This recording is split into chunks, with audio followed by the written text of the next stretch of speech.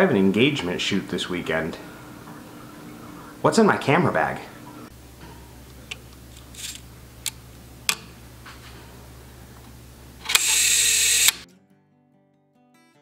Hey, what's up you guys? Nick here. For those of you who are new to my channel, my name is Nick. I'm a professional photographer. I've been shooting professionally for about 3 years, and we discussed that in last week's video, which I will link right there. And for those of you who are joining me for another video, thank you guys again so much.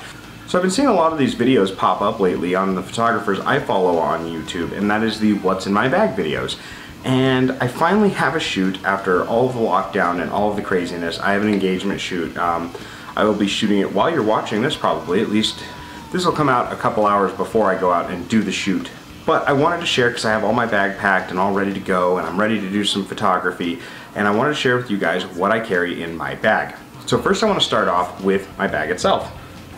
It is a very simple Amazon Basics 2-camera bag, and this actually came with the D5300 I ordered off of Amazon, but this bag has been great. I have an Amazon Basics single camera bag as well that I use for other shoots, but for this shoot we're going to use the 2-camera bag.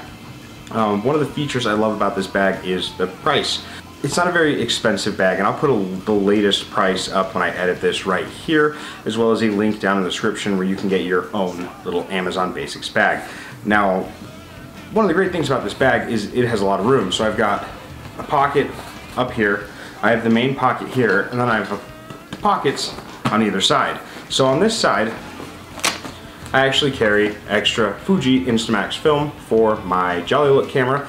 If you guys want to know more about that, I have a whole playlist, and I will link that playlist right up there. And in this pocket, usually I carry extra batteries or SD cards. It's actually empty right now because my SD card is in that camera and in the GoPro for when we open the bag, because I wanted to share the actual opening of the bag with you guys. So I'm going to snap my fingers real quick. We're going to cut to the GoPro. We'll cut to me opening the bag. The reason I'm doing it that way is because we're currently shooting on the D5300, but the D5300 is usually in the bag, and I'm going to show you guys the bag as it is when I open it on location. So I'm going to snap my fingers real quick and we'll jump to the GoPro. And there it is, you guys. Everything that's in my Amazon Basics camera bag for 2 cameras. I have my Nikon D5300 with the Sigma wide-angle lens and my Nikon D5100. So I'm going to snap my fingers and we're going to jump back to having the 5300 recording us instead of the GoPro. And look, we're back and the bag is open. So as I showed you in the GoPro, is my D5300 usually fits right here with the Sigma wide-angle lens. Generally, that's the lens I like to start out with, and then in this pocket here I have my Nikon D5100, and we did a video on that and I will link that video right up there. The D5100, yeah, this one's shutter count is starting to slow down, but it's still a pretty good backup camera until I can go ahead and purchase another one. So the other things I carry in my bag for a location shoot like this, and then actually we're doing the engagement photos outside, and we might actually do a video on shooting outside using some of those photos as examples. We might get some GoPro footage too. It's totally up to the clients. The client is a really good friend of mine. He was my mentor in the automotive industry, so we might be able to swing that. But I have my Yongnuo 50mm 1.8, which I will link the video I have on this up here. This is a fantastic cheap budget lens. I will have a link to this lens down in the description below. I absolutely love this lens, great budget lens. You get the great bokeh effect, and it's super fast. Over here I've got 2 lenses. I have my Nikkor 35mm 1.8. I don't have a lot of shooting experience with this lens, just haven't had the chance to use it. The couple times I did use it, I was still familiarizing myself, so I didn't really like the results I had gotten from it, but I'm definitely going to use this one as we're doing the engagement photo, so maybe I'll be doing a review on this guy here soon. Right next to that I have my Sigma 28 to 200mm macro lens. This one does not have an autofocus. I will link it down below as well. I have done a lot of landscape photography with this one as well as portraits. Again, it doesn't have autofocus and it's not that fast. It only goes down to f3.5, but a really cheap budget zoom lens, this is a really good one to start with. Over by the Yongnuo, actually, I have room to place my GoPros and any other little accessories that I need or that I have, depending on the shoot that I'm doing, or if I'm going on vacation or doing street photography, as we did in our Steamboat street photography video there. It's a really convenient and comfortable bag to wear. Now, what's nice about this bag is you have inner pockets too.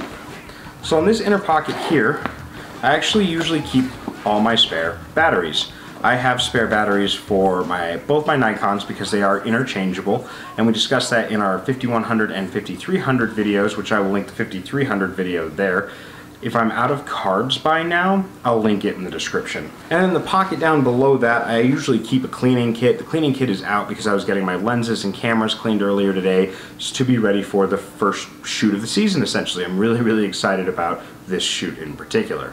So in the other pocket, I actually keep my camera harness. So anyone who's familiar with my channel, you know my disdain for neck straps. So you've got a neck strap hanging right here, and I have a neck strap on basically all my cameras. Mostly I wrap them around my hand so that the camera doesn't fall. I don't like wearing a neck strap at all. It cuts into my neck. I look like a tourist. With a bigger lens, it kind of flops around. It looks ridiculous. So instead, I have my shoulder harness.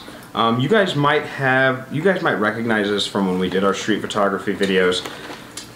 It's a dual camera harness. You wear it much like a shoulder holster, and then there's these little things that, actually I have some. Hold on. So you take this here, and it screws onto the bottom of your camera on the tripod mount. It's universal, so it should work with any camera.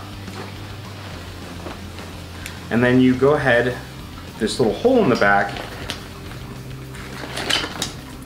you can clip and lock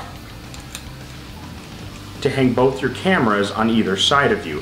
We will do a whole video on this harness alone, as well as review it, because it's been one of my favorite tools to have while on location, whether it's event, real estate, automotive, or doing outdoor shots for engagements, senior photos, things along those lines.